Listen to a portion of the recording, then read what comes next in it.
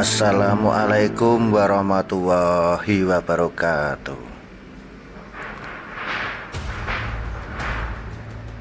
Saya kutip dari artikel Babat Carito Sejarah Lasem. Diceritakan bahwa perang Lasem karena kesewenang-wenangan pemerintah kolonial Belanda terhadap orang Tionghoa yang tinggal di Batavia pada tahun 1740. Di Batavia timbul pemberontakan orang-orang Tionghoa hampir di seluruh Pulau Jawa. Penyebab utama karena Gubernur Jenderal VOC mengeluarkan peraturan bagi semua orang Tionghoa harus memiliki surat izin tinggal. Juga memutuskan untuk mengurangi jumlah penduduk Tionghoa di Jawa. Pada tahun 1741, benteng Kompeni di Kartosuro berhasil dibakar dan dihancurkan. Lalu Sunan Pakubuwono II menginstruksikan seluruh bupati wilayah Mataram untuk melawan Belanda.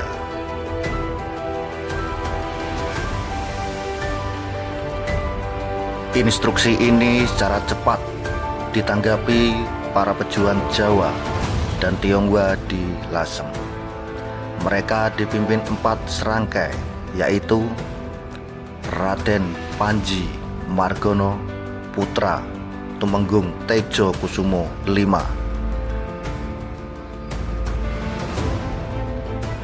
dan Kiai Ali Badawi, pengasuh pondok pesantren Purikawa, Desa Sumbergirang.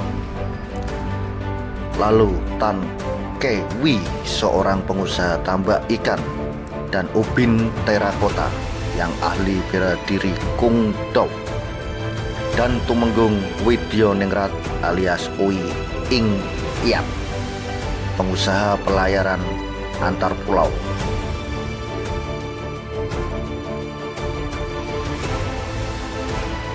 Pada Agustus 1750,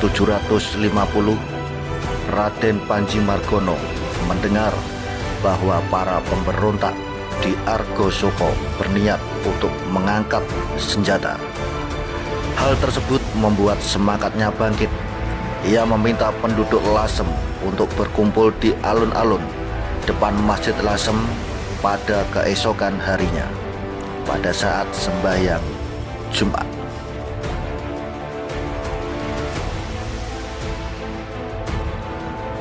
Pengajian tersebut dipimpin oleh Kiai Ali Badawi, seorang ulama besar yang mengasuh pondok pesantren Purikawa di Sumur Kepel, selatan Masjid Lasem.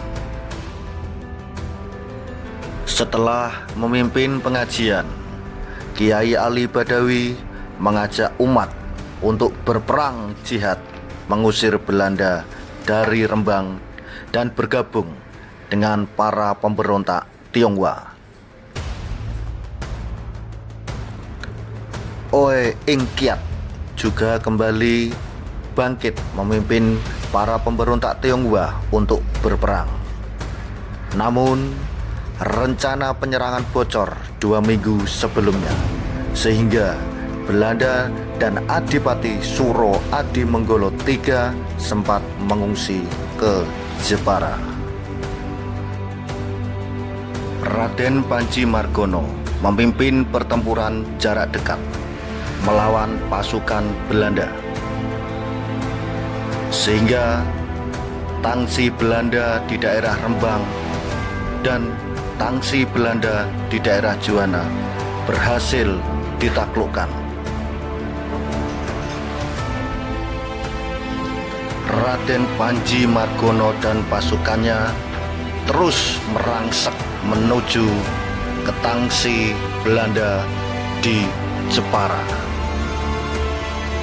Namun pasukan Belanda dan Adipati Suro Adimenggolo III yang sudah mengungsi ke Jepara mendapatkan tambahan pasukan dan peralatan tempur dari Batavia.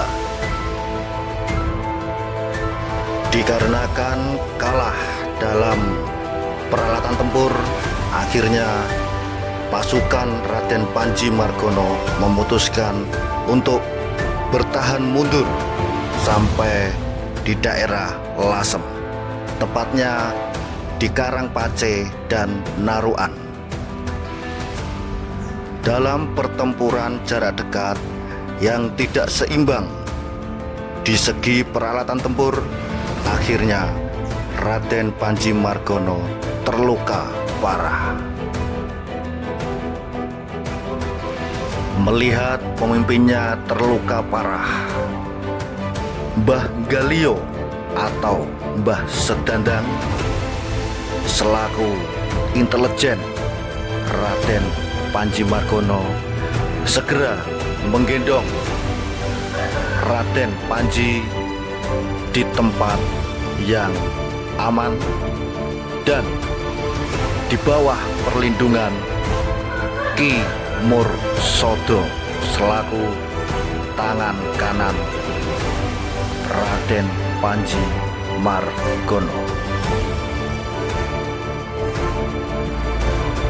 Setelah mencapai tempat aman, luka Raden Panji Margono dirawat, tetapi beliau gugur karena kehabisan banyak darah.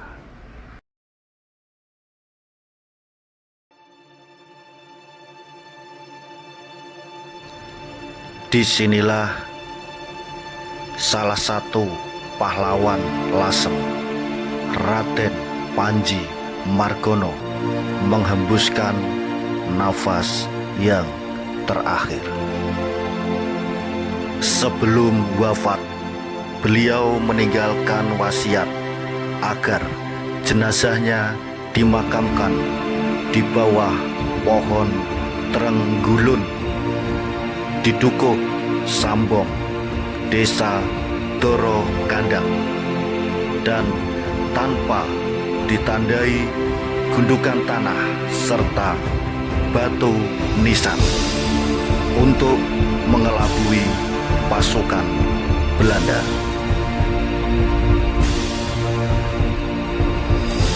Istri dan anak-anaknya diungsikan ke Dukuh Naruan.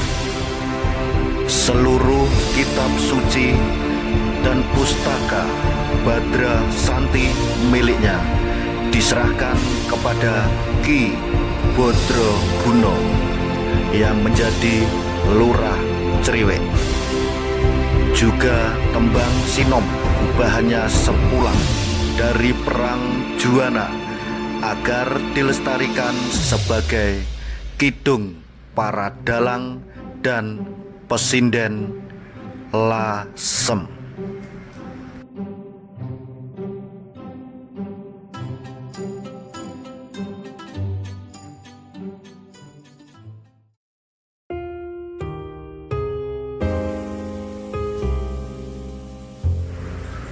Cita-cita persatuan itu bukan omong kosong, tetapi benar-benar didukung oleh kekuatan-kekuatan yang timbul pada akar sejarah bangsa kita sendiri.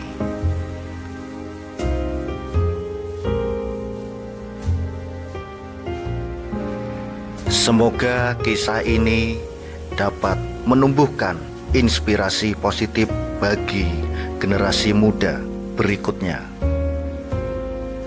Dari saya, terima kasih telah menyaksikan video ini, dan jangan lupa like, share, subscribe, dan komen. Akhir kata, assalamualaikum warahmatullahi wabarakatuh.